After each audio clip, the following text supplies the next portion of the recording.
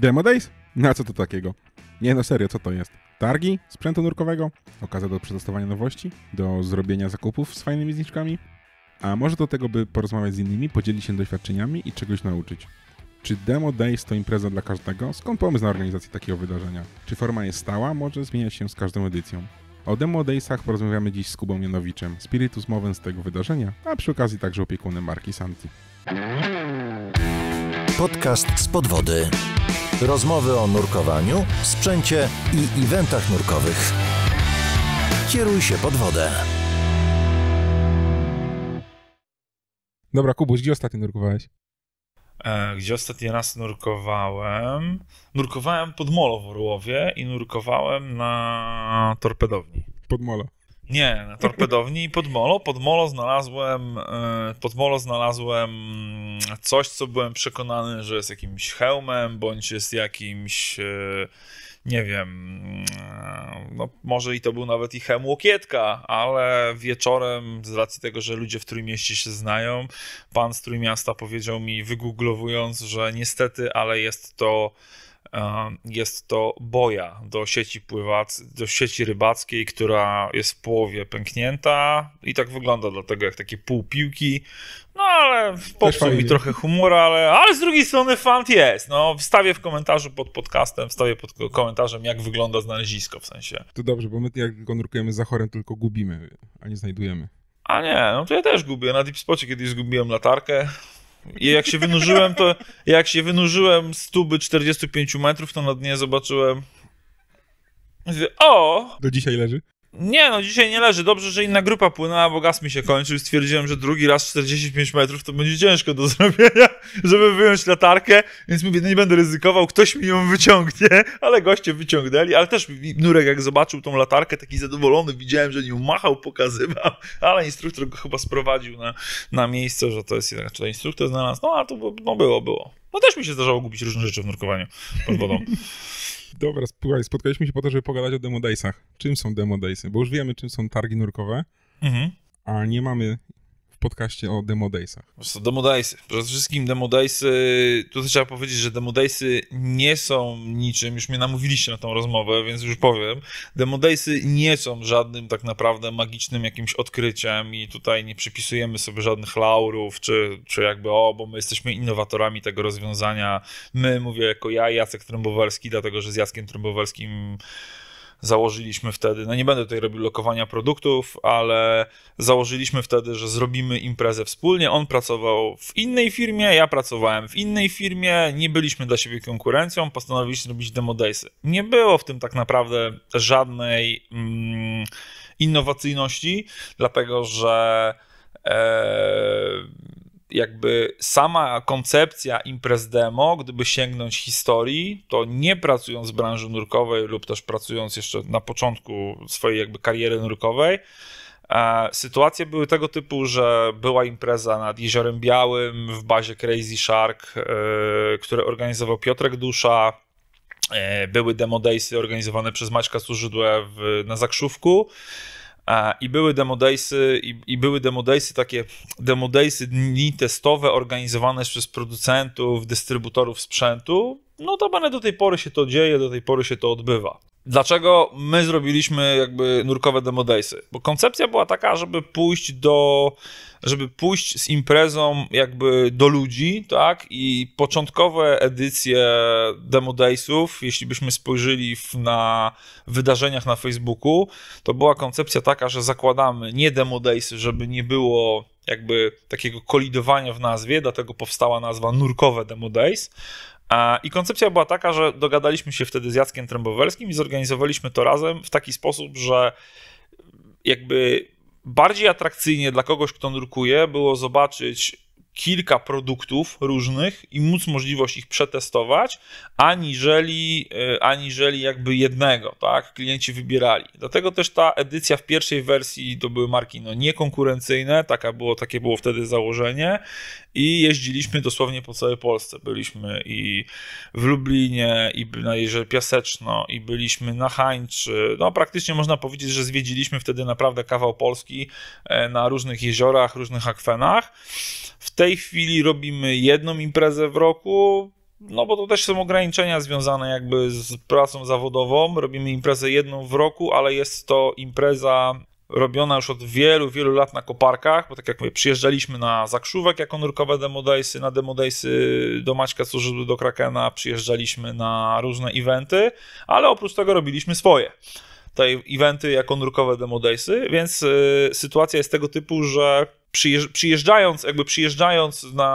decydując się na rozpoczęcie współpracy z koparkami, zrobiliśmy koncepcję imprezy, gdzie tutaj serdecznie wtrącę, chciałbym pozdrowić pana Aleksandra z awatarem chyba Żwirka i Muchomorka z forum Nuras. Lata temu pan Aleksander powiedział, fajną rzecz napisał, że jego zdaniem jako nurka na Demo Daysy powinien być wstęp bezpłatny.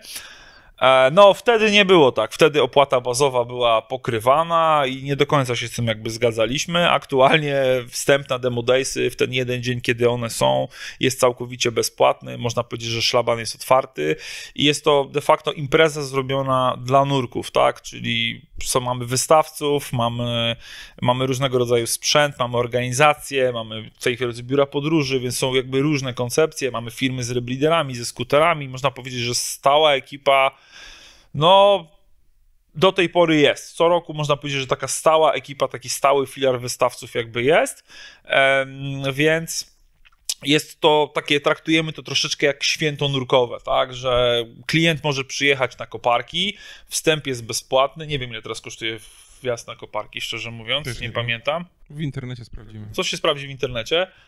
Nie, 50 zł chyba. 40? Nie pamiętam. Dobra, no mniejsza większość. Ale chodziło właśnie o to, żeby zrobić takie troszeczkę święto nurkowe. Będziemy próbowali pewnie jeszcze to, żeby ewoluować. No w tym roku dziewczyny z Active Tour tutaj też pokazały jakby nową świeżość tej jakby co można nowego zrobić. Ale przede wszystkim, żeby ci ludzie, żeby nurkowie, którzy zaczynają, mogli przyjechać, mogli zobaczyć, mogli przetestować, a przede wszystkim, żeby mogli porozmawiać z osobami, które zajmują się tym sprzętem na co dzień. Tak? Czyli mogą de facto zasięgnąć jakby informacji u źródła i tak naprawdę późniejsze decyzje o zakupach świadomych, czyli potestowanych już wtedy podejmują w swoich centrach nurkowych i sami decydują się, co chcą, czego nie chcą, co im się podoba, co im się nie podoba, bo musimy powiedzieć wprost, że dużo pracuję 15 lat już można powiedzieć w branży nurkowej, w sensie związanej ze sprzedażą sprzętu nurkowego i mogę śmiało powiedzieć, że ewolucja jaka się poczyniła doprowadza do tego, że kiedyś klient, który posiadał wiedzę o nurkowaniu albo wiedział, co chciał, to była rzadkość. A teraz klient, który przychodzi i ma jasno określone potrzeby, wie, co chce, wie, co go interesuje i kwestia jest tylko wyjaśnienia mu tego, ta świadomość dużo bardziej jakby wzrosła. Tak? Jest tak, że ludzie jakby chcą dokonywać świadomych zakupów. No nikt nie lubi wyrzucać kasy na marne. Czyli małej czasem. No wiesz co, ja podchodzę, sam wiesz, z perspektywy jakby tego, co robię, że ja troszeczkę podchodzę z takiego założenia bardzo prostego od lat. Jako że też nurkuję, to nie chciałbym spotkać kogoś, komu źle dobrałem sprzęt i ta osoba miałaby do mnie pretensje, więc jakby każdy klient de facto jest inny i każdy wymaga tego samego. Wielokrotnie te same rzeczy powtarzam, można powiedzieć, że setki razy, ale to już taka jest jakby moja rola. I tutaj mówię, no jakby kiedyś tych klientów było mniej, a teraz jest naprawdę bardzo duża grupa ludzi. Każdy z nas kiedyś dokonał zakupu dziwnego sprzętu nurkowego. Ja pamiętam do tej pory, nie będę wymieniał firmy, kupiłem taki wielki nóż, ale taki naprawdę wielki nóż, którego aktualnie używam na spływach kajakowych jako maczety. Ale to jest nóż nurkowy, który no jak na mojej łydce, no dosyć długiej łydce, no był cały zabudowany, no ale wyglądał jak, no, był taki komandowski, no jak komandos.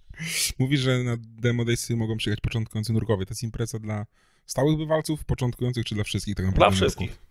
Dlatego, że kiedyś tak naprawdę dotyczyło to marek, które mamy w Polsce nurkowych, tak, czyli jakby wszystkich marek nurkowych w Polsce. Pamiętam w Krakowie choćby jak były Demo Daysy na Zakrzówku, ale z czasem można było powiedzieć, że też ewoluowała branża w aspekcie technicznym, dlatego, że teraz na przykład co roku mamy coraz większą, można powiedzieć, obsadę w temacie rebreederów, w temacie skuterów, jakby tego sprzętu takiego, można powiedzieć, bardziej zaawansowanego, tak?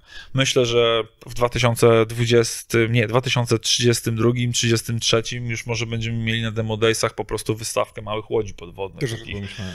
No, powiem ci, nie zdziwiłbym się, jakby takie małe tam można było sobie kupić mały batyskaw, no bo w sumie po co mam się męczyć w ubieraniu skafandra, jak mogę wejść do kapsułki i sobie trochę popływać. A już nie wspomnę, że byłoby to mega doświadczenie, jakby kogoś dorwać na 70 metrach na hańczy w małym batyskafie. Tutaj mogę też powiedzieć, jest taki pan na hańczy z Litwy, który przyjeżdża z własną małą łodzią podwodną na hańcze. Tutaj Wojtek Tuchliński, pozdrawiam serdecznie, będzie mógł na pewno wskazać, zna tego człowieka. Pan ma małą łódź podwodną własną na Fiacie Ducato białym, lawecie i przyjeżdża na hańcze, na nury. No, robi wrażenie, tak? Robi to wrażenie. Więc myślę, że to już może być następny poziom i będziesz do sklepu nurkowego przychodził. Proszę pana, ja bym chciał małą łódź podwodną, ale ja bym taką żółciutką chciał. I z Wi-Fi na pokładzie, nie?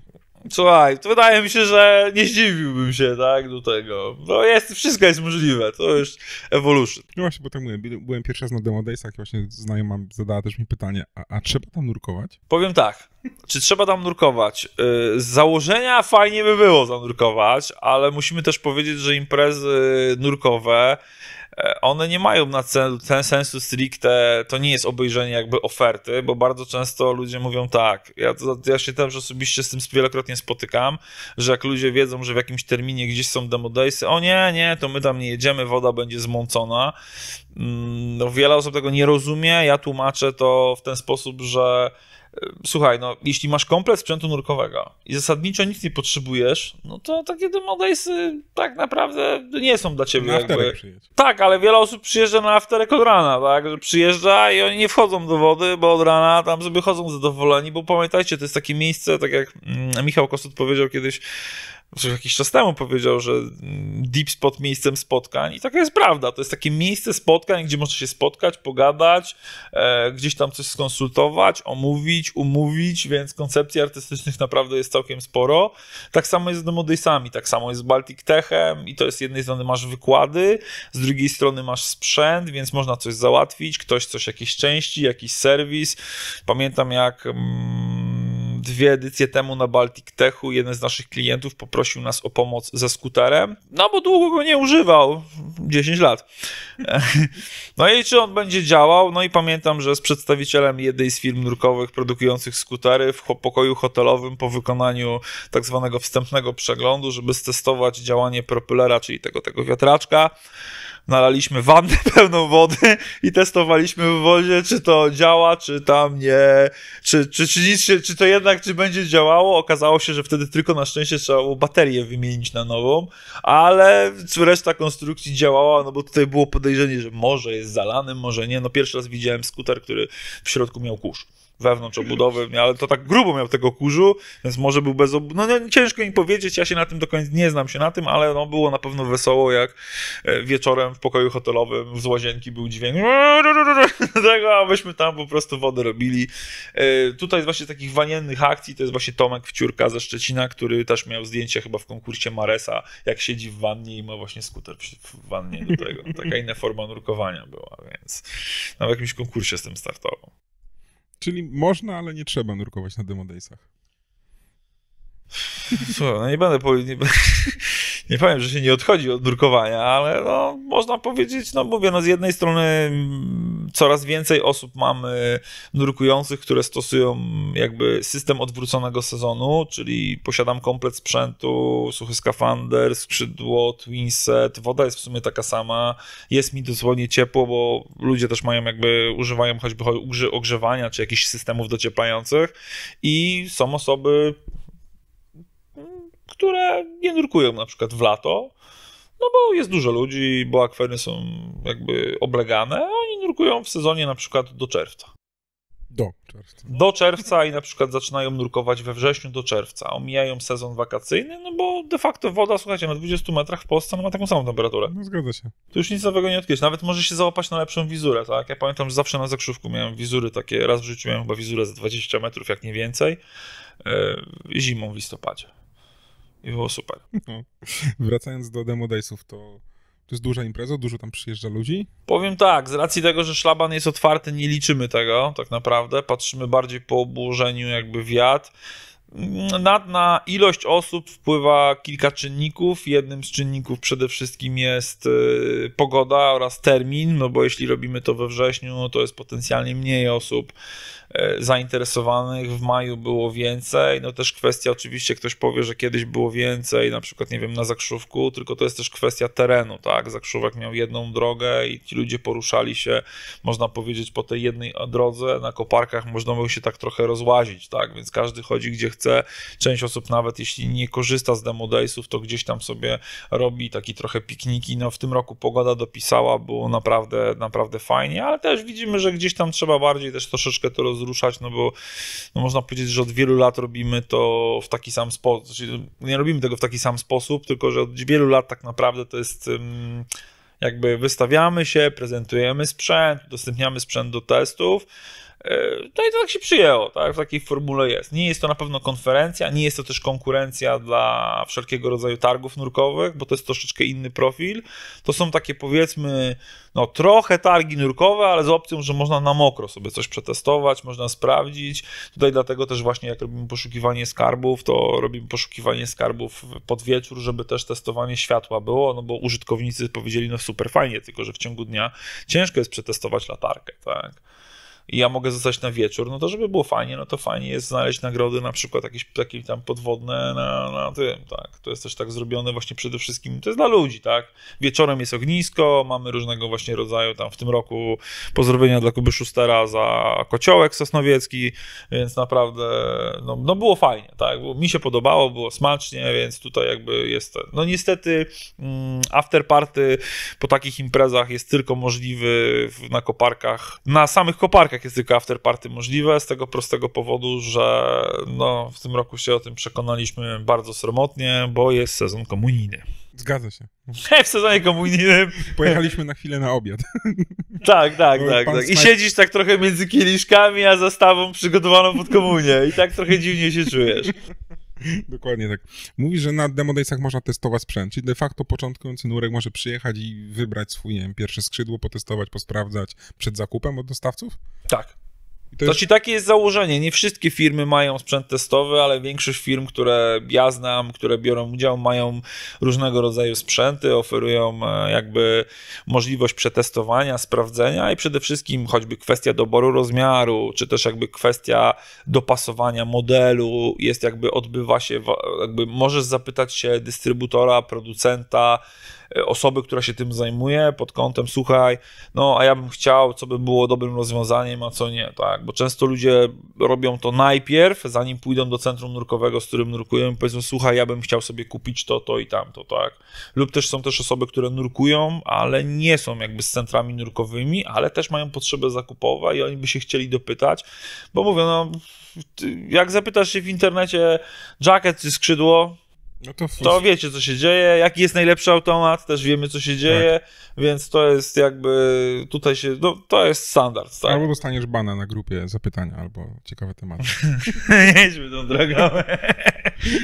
Ja ogólnie jakby już nie wchodzę na wiele grup, bo jakby raczej ani na nich nie jestem, ani chyba też nie potrzebuję na nich być, więc jakby, moje życie się przez to nie zmienia, czy ja tam jestem, czy mnie tam nie ma, a czuję większy komfort. Zdecydowanie. Wracając do testowania sprzętu, czyli generalnie początkujący możesz przyjechać, potestować sprzęt. To jest testowanie bezpłatne czy odpłatne? Bezpłatne. Założenie jest, że jest to testowanie bezpłatne, no bo impreza w takim rozumowaniu to wystawcy płacą za to, żeby jakby ten szlaban był otwarty i żeby ci ludzie mogli bezpłatnie przyjechać, tak? No bo jeśli przyjmiemy, że to jest, nie wiem, te 40 zł, to wjazd 5 osób, tak, to jest 200 zł, tak? No, czy nurkują, czy nie nurkują. Czy nurkują, czy nie, tak? No to więc w tym momencie, no wiesz, za sam wjazd masz 200, za jeden samochód osób, które wjechały na nurkowanie, bicie butli, no jest płatne akurat, ale no mówię, no sama ta opłata bazowa, tak? Więc tutaj de facto to wystawcy przejmują jakby tutaj jakby tą rolę opłacenia jakby tego, że ta baza jest otwarta, tak? Wiele baz w ogóle jest otwartych, ale w wielu bazach jest też opłata bazowa. Część jakby nurków się z tym zgadza, część się z tym nie zgadza. Ja powtarzam, śmieci się same nie wyniosą, herbata za darmo też tam się nie robi, infrastruktura sama się też nie buduje, to już nie są czasy, że nurkujemy na jakieś polu i na polu się płaciło dychę rolnikowi, bo i tak się płaci dychę, żeby wjechać na pole, a potem czasami było tak, że samochód utknął i ten rolnik za tą samą dychę, co wpłaciliśmy mu na początku, potrafił traktorem nas z tego wyciągnąć. Zgadza się. Czyli naprawdę na imprezę warto zaprosić nowych nurków, którzy jeszcze nigdy nie byli, żeby potestowali sprzęt, poznali to środowisko, no i ponurkowali pod okiem doświadczonych instruktorów, nurków. Przede wszystkim tak, no tutaj też widzimy, mówię, poprzez ten rozwój tego aspektu technicznego nurkowania, poprzez ten rozwój taki techniczny, to jest też super opcja, że można właśnie też osoby, które gdzieś rozważają tą taką jakby drogę czarnego rycerza, Jedi podwodnego, też jest sytuacja taka, że no jednak no rebreeder to nie jest taka rzecz, czy skuter, którą się bierze i się pływa, tak, bo to nie jest ani skuter z Lidla, który ma tylko 2 tryby i ledwo chodzi, ani nie jest to jakiś tam obiekt zamknięty typu no, jakiś taki dziwna produkcja. No są ryzykanci, którzy tego typu rzeczy rozwiązują i tam sobie sami pewne rzeczy próbują robić, ale no tutaj przede wszystkim, no mówię, w tym roku na przykład, mówię, no mamy mocną ekipę taką odnośnie tematów rebreederowych, Tomek Maślonka, Marcin Bramson, tutaj mamy całą ekipę XTCR-a, w tym roku bardzo doszło nowe stoisko i nowy wystawca, czeski Divesoft, więc jakby też można powiedzieć, że te rebreedery też są, można się umówić na intro, był przecież też Holizm, Prism, to sama kwestia, więc też jakby osoby potrzebujące tego zaawansowanego poziomu mogą też sobie na takich demo daysach zobaczyć jedną jednostkę, drugą jednostkę, jeden skuter, drugi skuter, tak, no bo jak zobaczycie, no choćby po skuterach, tak, no to tutaj wymieniając marki, kiedyś w Polsce mieliśmy tak naprawdę, jak zapytasz się o skuter, to były 2. Był de facto Suex i Seacraft, a prawda jest taka, że na rynku skuterów, oczywiście tam jeszcze jakieś takie produkcje sprowadzane ze Stanów, ale też w tym roku na przykład pojawiły się bardzo też fajne rozwiązania, nie wiem czy widzieliście Dive Truck chyba to się nazywa? Nie widzieliśmy. Małe takie fajne skutery do tego, bardzo fajne rozwiązanie, ale to też obrazuje, że ten rynek ewoluuje, no mówię, no klient musi mieć możliwość moim zdaniem wyboru, tak jak no ja akurat zajmuję się skafandrami suchymi, ale no tak jak skafander można dobrać tak naprawdę po rozmowie z klientem, odnośnie jego oczekiwań oraz też oczywiście budżetu, tak w przypadku no już ocieplacza ja jednak pozostaję kwestię wolę testowanie, bo tak jak zawsze mówię, gruby ocieplacz zawsze można kupić, ale zanim się kupi ocieplacz, to może warto to przetestować, co my potrzebujemy, czy na pewno jest, bo de facto nikt nie zna swojej termiki, zanim nie kupi sprzętu nurkowego, tak? To nie jest tak, że budzisz się i no ja wiem, że będę nurkował w bieliźnie merino i będzie mi ciepło. No nie. Czy będę nurkował tam w samej jakiejś bieliźnie sportowej i będzie mi ciepło? No nie. A często jest tak, że klienci chcą spasować sobie na przykład sprzęt, w moim wypadku pod kątem jakby skafandra dopasowanego, tak? Potem się okazuje, że jest im zimno, a potem ten skafander w gruncie rzeczy staje się niebezpieczny, no bo okazuje się, że nie masz nim pełnej swobody ruchów. Nie jesteś w stanie czegoś zrobić, więc w sytuacji awaryjnej na pewno tego nie zrobisz, a wręcz jeszcze będziesz bardziej zestresowany, więc warto też jest na to zwrócić uwagę. To takie, ja bardziej traktuję demo daysy jako takie świadome poznanie oferty. Często też dla ludzi to jest lepszy temat, bo potem dzwonią do centrów nurkowych, do sklepów i mówią, słuchaj, ja bym chciał to kupić, bo ja byłem na demo daysach i tam mi taki pan opowiadał, że ja bym potrzebował jednak takie buty, czy taką kryzę, czy to, czy tamto, czy takie skrzydło z takimi taśmami, a prawda jest taka, że no nurek ma się skupić na nurkowaniu, a nie na znajomości sprzętu, tak? Bo nawet jak przeczytasz katalog, znaczy nie będąc pasjonatem motoryzacji, jeśli przeczytasz specyfikację Ferrari, to ona ci dużo nie powie. Oprócz tego, że to jest Ferrari i ma jakiś tam litr silnika, ileś koni mechanicznych, ale reszta rzeczy, jak nawet moment obrotowy już nie będzie dla ciebie, ale o co chodzi, o co to daje w ogóle? No jest, no fajnie, że jest, ale co to daje, tak? Jeśli chodzi o te. Dokładnie tak. Demo daysy raz do roku? Wiesz, nie jesteśmy najmłodsi już i kiedyś demo daysów, no mogę powiedzieć śmiało, że to tak już żartobliwie, tutaj jakby żartobliwie mogę powiedzieć, że no dziś w tym roku uświadomiliśmy sobie, że mamy najstarszą imprezę nurkową w Polsce, bo mamy już 11. edycję zrobioną, czyli 11 lat mamy 11 lat, robimy demo daysy od 2011 roku. Wcześniej był jeszcze Festiwal Grzania, 2 edycje, to był taki przedsmak demo daysów na Koparkach i na Hańczy. No, ale potem ruszyliśmy z Demo Daysami, to już będą 11 lat, więc można powiedzieć, że jest 11 edycja, w przyszłym roku będzie 12 edycja. Chyba na drugim miejscu jest Baltic Tech, nie wiem, chyba 10 czy 11 jest Baltic Techu, więc no tutaj można powiedzieć mamy, no ale to tak mówię, to są dwie różne zupełnie imprezy, ale na razie mamy najstarszą imprezę. Czy będzie więcej imprez? Powiem w ten sposób. Bardziej chciałbym, żebyśmy jako wystawcy zrobili te Demo Daysy, ale na troszkę mniejszą skalę. To znaczy jakby zrobić więcej mniejszych imprez, ale tak ta oferta, oczywiście każdy wystawca, który będzie chciał, będzie brał udział w tym, ale chodzi o to, żeby zrobić więcej takich mniejszych imprez, można powiedzieć trochę bardziej kameralnych, w różnych miejscach w Polsce i to nie tyle, żeby przede wszystkim promować nurkowanie i jak najbardziej, żeby to jest warunek, żeby ta baza była otwarta. Oczywiście opłata bazowa, czyli te śmieci też, że to zostaje, no chyba, że jest bilet wjazdowy, no to wtedy musimy to wtedy jakby, no, że nie ma biletu wjazdowego, wjazd jest bezpłatny, ale bardziej chodzi o to, żeby przede wszystkim promować nurkowanie, a dwa też dać możliwość, no bo jeśli ktoś mieszka w Trójmieście, to on nie może na przykład na Demo Daysy przyjechać, no chyba, że tam pracuje i musi przywieźć sprzęt stamtąd, no to wtedy jest tego, to jedzie, ale ogólnie no ktoś nie przyjedzie testować sprzętu na koparki. No są często pytania, czy można zrobić Demo Daysy na Bałtyku. Ja powtarzam, że można, ale ogólnie ja nie jestem zwolennikiem tego rozwiązania, bo nie dość, że jest to morze, falowanie, nowy sprzęt i to może być nadmiar szczęścia, więc lepiej chuchać profilaktycznie na zimne, jeśli chodzi o te. Albo w wannie gdzieś nad morzem już.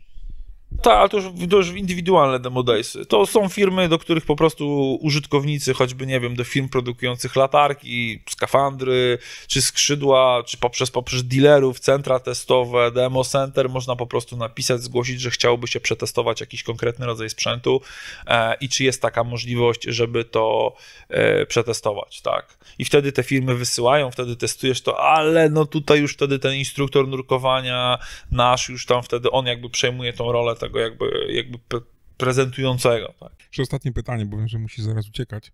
No nie, no fajnie się gada.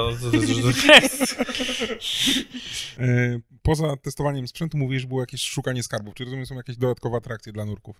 No w przyszłym roku będziemy zmieniali formę poszukiwania skarbów, to znaczy będziemy zmieniali to, co było poszukiwane. Teraz po czasie możemy powiedzieć, że przez ostatnie chyba 4 lata nurkowie szukali podkładek stalowych FI-16, dużych FI-16, które były na koparkach rozłożone i na tej podstawie każdy, kto coś takiego znalazł, czytał nazwę firmy, zgłaszał się do firmy i odbierał tam jakąś drobną nagrodę za to, że jakby został, że jakby poszukiwał tych nagród, ale no tutaj jakby no, to jest to poszukiwanie skarbów, ale gdzieś tam coś staramy się, mówię, no w tym roku było trochę takiej nowości poprzez, mówię tutaj Active Tour, no żeby gdzieś może to tak trochę bardziej tą imprezę tak już, no mamy swoje lata, swoje przyzwyczajenia, ale może żeby coś jakoś nowego zrobić. Próbowaliśmy z tymi wykładami, prezentacjami, gdzieś to nie wychodziło. Był pomysł na organizowanie warsztatów, ale te warsztaty de facto organizują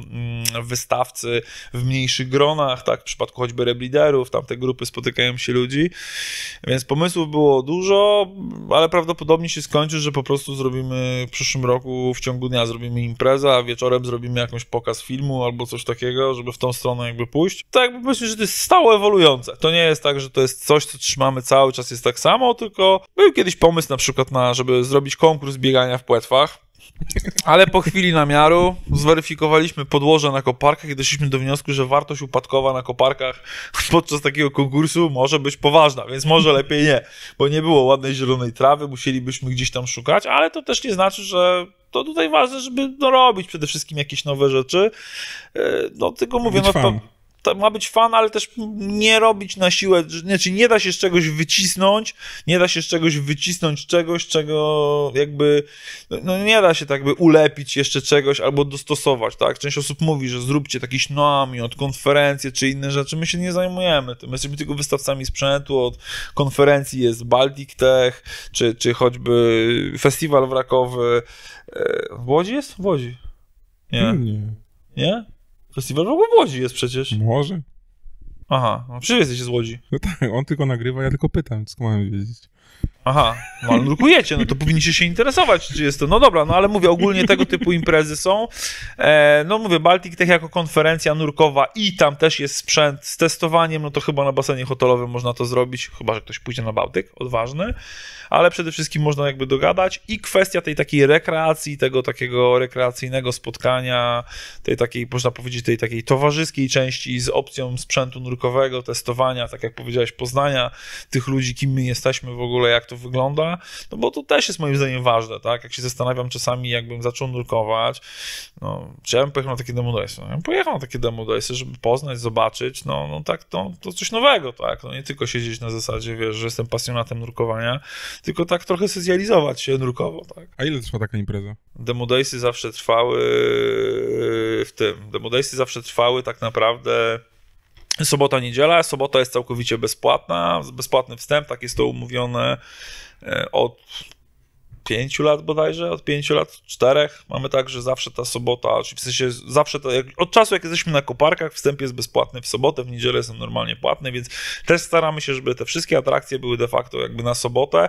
2, też musimy pamiętać, że zaczynaliśmy robić to w czasach, kiedy funkcjonował jeszcze jako nurkowanie, Zakrzówek funkcjonował i sytuacja jest tego typu, że jak funkcjonował Zakrzówek, to było też tak, że część klientów, wtedy dostosowaliśmy też imprezę, część nurków jeździła w sobotę na Zakrzówek, w niedzielę na koparki, druga grupa w sobotę na koparki, w niedzielę na Zakrzówek i do domu, więc tak naprawdę dwudniowa impreza jako tako by się jakby nie sprawdziła, jakby żeby dopasować do grupy, więc wygodniej jest zrobić całość i wtedy po prostu mamy tą sobotę. Ale to zawsze tam opisujemy, zawsze robimy wydarzenie na Facebooku, zapraszamy do polubienia. No właśnie, to jest pytanie, jak znaleźć informacje o Demo Daysach. Rozumiem. www.facebook.com/nurkowe Demo Days. Na pytania, czy jest strona internetowa, nie, jej nie mamy. Od lat jej nie mamy, jesteśmy od lat lojalni Facebookowi. To my zrobimy. Ja nie wiem, czy taka jest potrzeba. Oficjalnie Facebook jest aktualnie otwarty, więc ja mam też kilku klientów, którzy nie mają Facebooka, a powiem szczerze, że potrafią mi, tutaj też pozdrawiam, wiedzą ci, co mają powiedzieć, błędy interpunkcyjne, bądź ortograficzne, bądź w edycji tekstu poprzez jedna spacja za dużo, potrafią mi to napisać. Ja mówię, ale ty masz Facebooka. Ale to nie znaczy, że ja nie obserwuję strony. No to kiedyś był Facebook zamknięty, kiedyś to nie było możliwe, a teraz już można powiedzieć, że śledzić. Jedynie co, no to jak ktoś powie, że było słabo, to ta osoba bez Facebooka tego nie napisze na Facebooku, no chyba, że z lipnego konta. Czyli warto mieć Facebooka w takim razie. Nie trzeba, ale można. Ja na przykład znam taką osobę, co ma konto na Instagramie, ma całą masę obserwujących, ludzie obserwują tą osobę, to będę znacie tą osobę też, ale żadnego postu ta osoba nie wrzuciła, bo kiedyś Facebook dawał taką opcję, że wystarczyło magiczny guzik nacisnąć i troszeczkę jakby robiłeś konto z automatu na Instagramie, chociaż nigdy w życiu na nie nie wchodziłeś, ale miałeś je zrobione w aspekcie Facebooka. No i też są takie osoby, co mają konto, wszyscy ich obserwują, ale postu tam nie ma żadnego. Ekstra. Jeszcze takie pytanko, z wystawcami umawiacie też przez Face'a, czy bezpośrednio na Demo Days?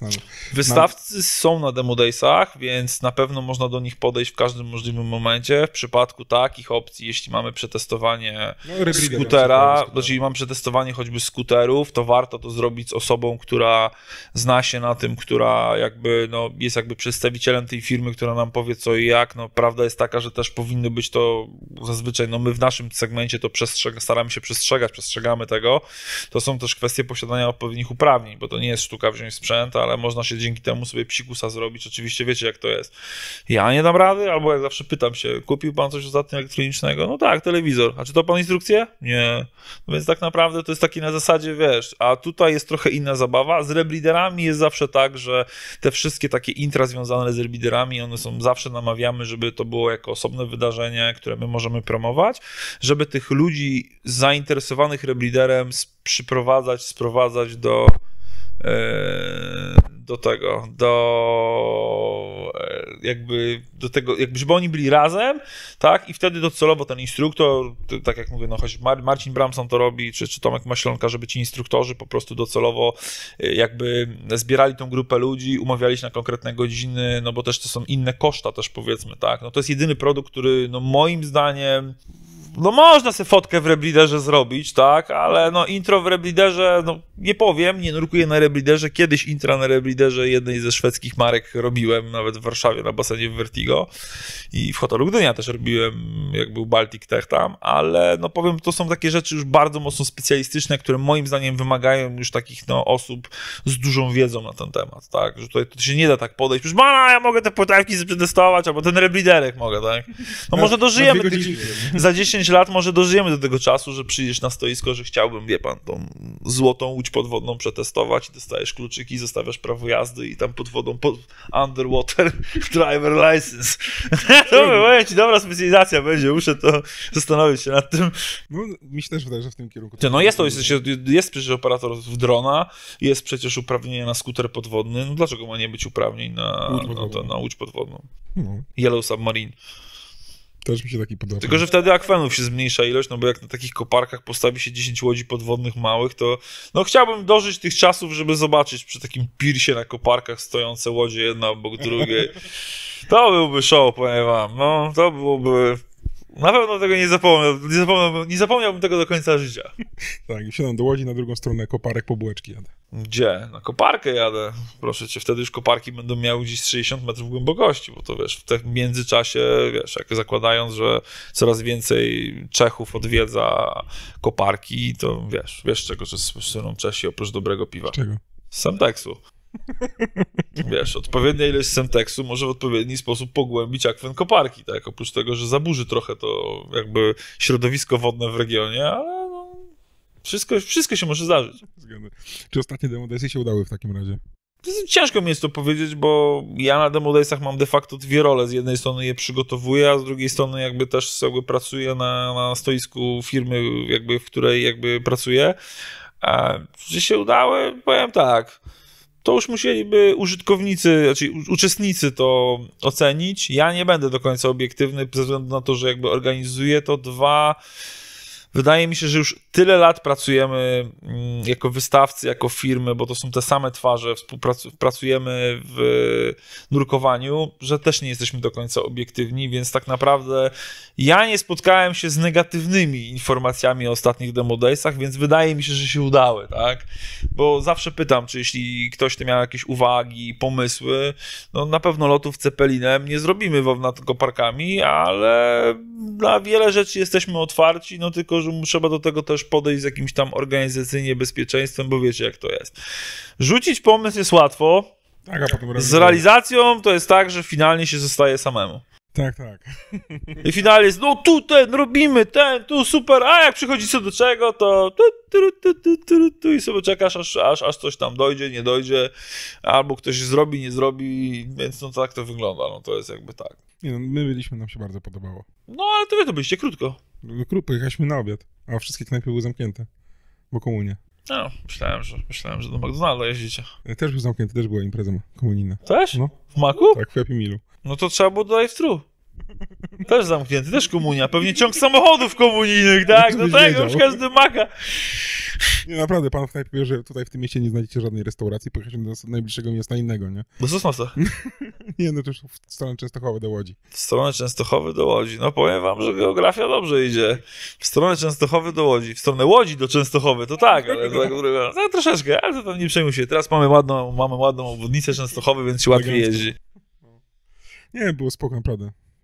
To przede wszystkim, no mówię, no tutaj można to zmieniać, może ta impreza ewoluować, tylko że w którymś momencie osiągamy już ten maks, no bo następny krok, żeby zrobić, musielibyśmy kompletnie zmienić koncepcję imprezy, tak? A zmienianie koncepcji imprezy zmienia koncepcję kosztów i innych rzeczy, a to jest właśnie tak, że też mówię, ta impreza też pod kątem wystawców jest też jakby stawiana w takiej wersji, bo ludzie mówią, bo opłata bazowa, bo coś tam, tylko musicie wziąć pod uwagę też czynnik, że dla wystawcy to też jest duży koszt, bo trzeba tak, nocleg, namiocik albo wiatkę, jak chcą, to dostają, jakby oferujemy jakby wiaty dla wystawców, ale mówię, no są to koszta związane z dojazdem, no trzeba ten sprzęt, trzeba ludzi zaangażować, ale mówię, no chodzi o to, żeby ta impreza była i dla uczestników, i dla wystawców, żeby ona była taka przyjazna, tak, i od lat to robimy i od lat, szczerze mówiąc, jakoś tak to funkcjonuje. No póki jeszcze będzie mi się chciało, to będę to robił, jak nie będzie mi się chciało, to komuś to przekażę, albo nie wiem, może zarobię na tym pieniądze i sprzedam komuś imprezę. Nie, no raczej tą drogą nie sądzę, ale póki co mówię, 11 lat to robimy, od 2011 roku, zaczęliśmy z Jackiem Dębowelskim to robić i tak to w sumie no trwa do teraz, tak. No tutaj mamy, mówię, no, wystawców, pamiętam, że na początku z wystawców to był Poseidon, Tusa, X-Deep, Paweł Simonstera był, no i z czasem tam właśnie dochodziły po następne firmy, na Zakrzówku też było ich firm. Czasami te firmy, jednego roku firmy są, drugiego ich nie ma. Niektóre firmy mają też taki klucz, że wystawiają się co 2 lata. Też brzmi to sensownie. No to tak to się przyjęło, że może co 2 lata byśmy się wystawili, bo im się to bardziej opłaca. To wiesz, no nie zawsze, niektórzy chcą pokazywać nowości, niektórzy chcą tylko pokazać ofertę, niektórzy dają sprzęt testowy, pokazują ofertę, więc każdej koncepcji jest sporo, tak? Biznesowo wiem, że jakby część wystawców mocno dobrze zadowolona, ale no to jest już tak jakby kwestia, no to jest niesprawdzalne i my tego też nie weryfikujemy, bo jakby to nie jest moja sprawa. Częściej jest tak, że to właśnie gdzieś tam też dealerzy czy instruktorzy przyjeżdżają z kursantami i po prostu mają też możliwość pokazania, tak? Kiedyś ten efekt wow był troszeczkę większy, teraz branża przeszła taką przemianę, no bo jak widzimy coraz częściej w centrach nurkowych mamy kiedyś, nie wiem, jak szedłeś na kurs suchego skafandra, to w centrum nurkowym było 15 sucharów, i tak było, no, może było mniej, w przeróżnych rozmiarach. Ja pamiętam mój kurs, w sensie, nie miałem kursu suchego skafandra, ale znaczy miałem, no sam się nauczyłem, ale w skafandrze, który był mega duży, tak, był mega duży. Tutaj osobiście powiem z perspektywy lat, że polecam zrobienie sobie kursu skafandra suchego u instruktora, a nie bawić się w samouka z książką. Nauka nurkowania w suchym skafandrze w weekend, bo jest to bardziej czasochłonne i bardziej męczące.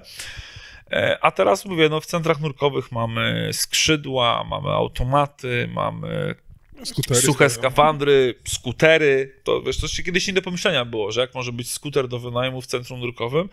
Teraz to jest, więc widzimy, że branża nurkowa ewoluuje, więc już nie ma tego takiego efektu, że ktoś mówi, no dobra, mam przetestować sobie skrzydło, to ja mogę sobie przetestować w moim centrum nurkowym na miejscu, na wyjeździe, lub też mi właściciel tego centrum ściągnie ten sprzęt, albo ma centrum testowe, tak?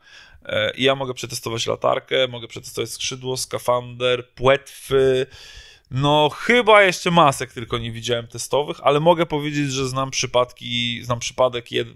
przypadki w centrach nurkowych, gdzie na przykład no, oferowane są maski do testowania, które możesz potem po prostu sobie kupić i na przykład co ileś tam drukowań one są zamieniane na nowe, tak. I to jest też fajna opcja, bo mimo wszystko no, nie ma nic bardziej przykrego jak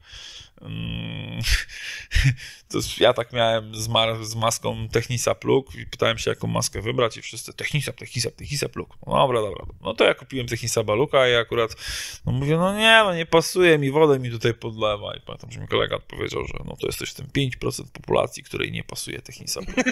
Ja mówię, dzięki stary, no miło z twojej strony.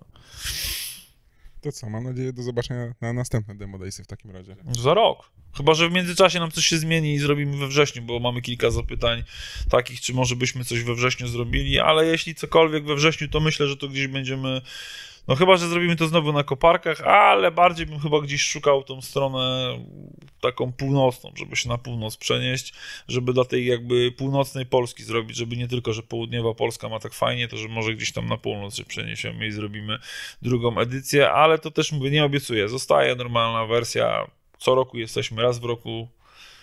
Musimy też pamiętać, że mamy normalną pracę, my też pracujemy, mamy swoje rzeczy do zrobienia, więc to też tak się wiesz, wydaje, ale to jest, mówię, tak naprawdę no, tam jest bardzo duży procent ludzi. Ludzie to stanowią to jakby uczestnicy, ale też mówię, no, trzeba zobaczyć, ilu jest wystawców. Tu teoretycznie od każdego wystawcy masz 2 osoby, tak. To mając, nie wiem, 20 firm, no to masz 40 osób. No tak. i samochody i tak dalej jeszcze. No, sporo jest tego. To lądowisko do helikoptera było specjalnie, żeby nikt nie parkował. Szukaliśmy go. No, było narysowane. Mapka w ogóle ewoluowała, bo mapka miała zdysproporcjonowane kwadraciki i przez to stoiska na mapie wychodziły gdzieś hen daleko, a finalnie wyszły bliżej. No ale to jest kwestia uroku używania programu graficznego Paint. No, małe kwadraciki są niestety... Jak mały kwadracik jest, to nie widać czcionki z numerkiem w środku, a potem trzeba też legendę zrobić. No to co, sukcesów w Demo Daysach i do usłyszenia. Dziękuję bardzo i do zobaczenia następnym razem. Dziękujemy za wysłuchanie odcinka. Każde odtworzenie, każde udostępnienie, polubienie czy komentarz to dla nas bardzo cenne wsparcie. A jeśli podoba Ci się nasza twórczość, możesz wesprzeć nas w serwisie Patronite. Mamy nadzieję, że zechcesz przyłączyć się do współtworzenia z podwody i dorzucić swoją cegiełkę do tego projektu.